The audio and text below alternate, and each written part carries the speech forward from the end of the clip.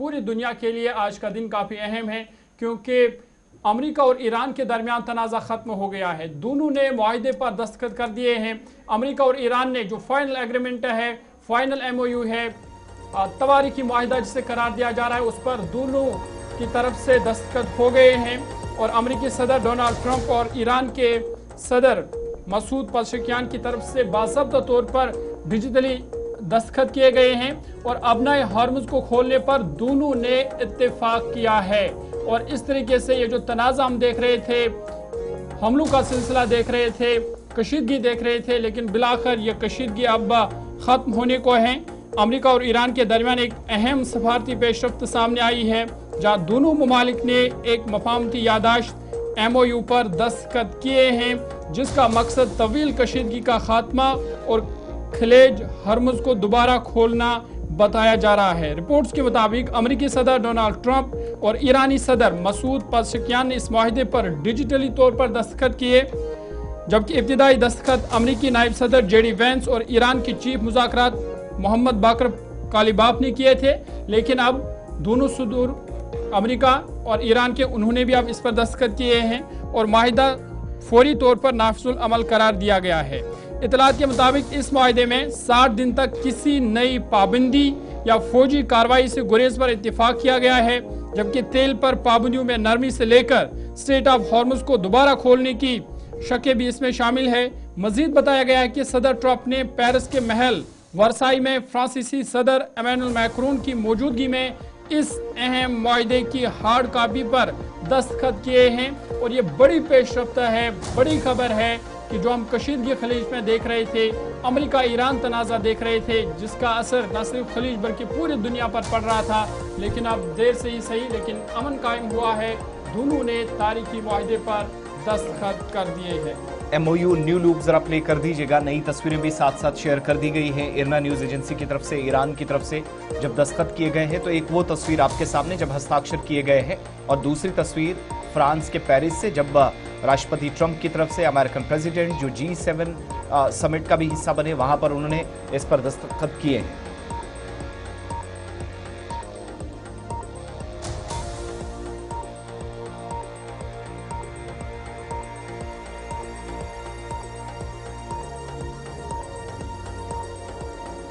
Statements भी आ गई हैं, उस पर भी चलेंगे और हमारे साथ खास मेहमान भी प्रोग्राम में ज्वाइन करेंगे। जरा इस डील को और दोनों तरफ से होने वाली इस पेशरफ्त को समझेंगे।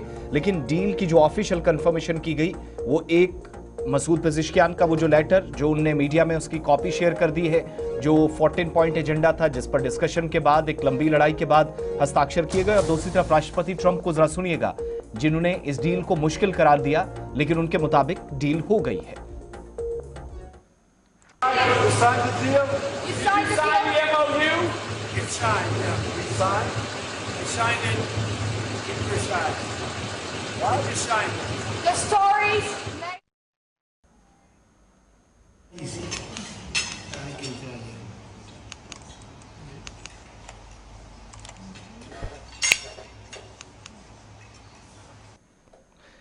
चलिए जरा इस पर और बात करेंगे। Group captain retired UK Devnath ji हमें ज्वाइन कर रहे हैं इस प्रोग्राम में। सर बहुत बहुत स्वागत, thank you so much morning show में ज्वाइन करने के लिए। एक लंबा इंतजार क्या सर इस डील पर हस्ताक्षर के साथ समाप्त हुआ? 106-108 दिनों के आसपास का जो था। जी हाँ, इसमें कोई शक नहीं है कि बहुत बड़ी डेवलपमेंट है। दुनिया भर को शांति चाहिए थी। इस सुकून भरी खबर सुनने के बाद दुनिया भर में जो शेयर मार्केट हैं, जो कि जापान, साउथ कोरिया, ताइवान में तो आज सुबह खुल गए थे, वो लोग हमसे 3 घंटे 6 घंटे आगे हैं। बहुत अच्छा हेल्दी चढ़ाव उछाल नजर आ रहा है। पेट्रोल डीजल की कीमत में भी अभी कंट्रोल आ जाएगा, क्योंकि कच्चा तेल जो हम लाते हैं भारत में, ब्रेंट क्रूड ऑयल बास्केट, वो पहली बार 1 मार्च के बाद पहली बार $78 यानी $80 से भी कम पर मिल रहा है। आपने कहा कि डील साइन हो गई है।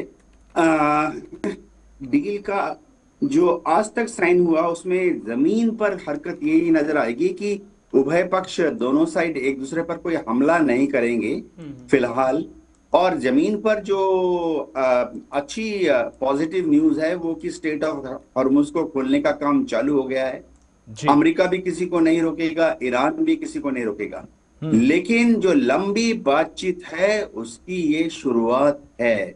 अभी अगले 60 दिन ये जो 14 मुश्किल पॉइंट हैं उन पर डिस्कशन होगा। तो आज शुरुआत का पहला दिन है और भी 60 दिन बातचीत चलेगी।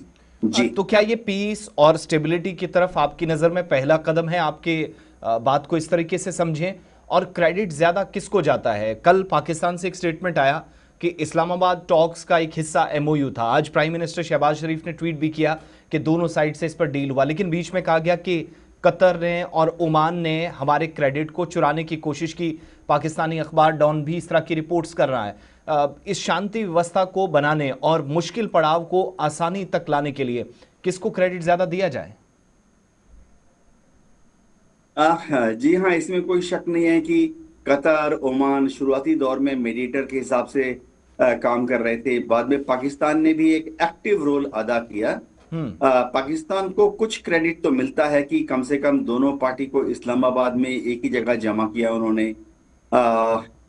लेकिन सबसे बड़ी बात है कि इस एमओयू पे साइन होने का पूरा जो क्रेडिट है वो डोनाल्ड ट्रंप को ही देना चाहिए। ईरान तो शुरुआती दौर से ही, जंग के पहले दिन से ही जंग नहीं करना चाहता था। 28 फरवरी को जो बमबारी चालू हुई वो ईरान ने नहीं शुरू की। और उसके बाद जो जंग हुई वो भी ईरान ने नहीं की। ईरान तो एक दिन का भी जंग नहीं करना चाहता था। उसके ऊपर जंग थोपी गई अमेरिका द्वारा, ईरान के ऊपर जंग थोपी गई इजराइल के द्वारा।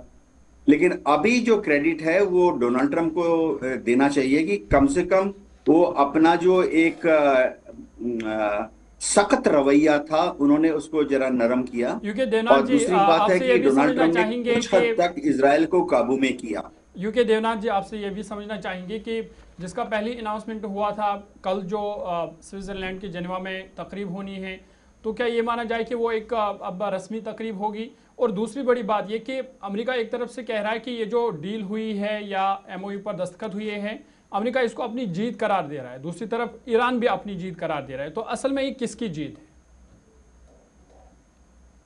हाँ, डोनाल्ड ट्रंप जो है वो क्या कहते हैं, क्रेडिट लेना चाहते हैं। डोनाल्ड ट्रंप G7 के लीडर्स को बताना चाहते हैं, इसीलिए उन्होंने हरी भरी में भी साइन किया। देखिए 19 तारीख को साइन होना था, आज ही साइन हो गया। तो डोनाल्ड ट्रंप क्रेडिट लेना चाहते हैं कि G7 की मीटिंग में दुनिया के देशों को दिखाना चाहते हैं कि देखो मैंने शांति वार्ता सक्सेसफुली नेगोशिएट किया। अभी वो चुपके से आप कहना शुरू कर देंगे कि उन्होंने दुनिया में एक और जंग को रुकवा दिया तो उनको नोबेल पीस प्राइज मिलना चाहिए। देखिए हार जीत की बात यह है कि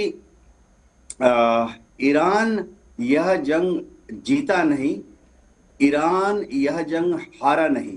तो ईरान के लिए बहुत बड़ी कामयाबी है कि ईरान यह जंग हारा नहीं। बिल्कुल, अपने पॉइंट्स मनवाने में भी एक तरह से सफल रहा। हम ये हार और जीत की बात कर रहे हैं।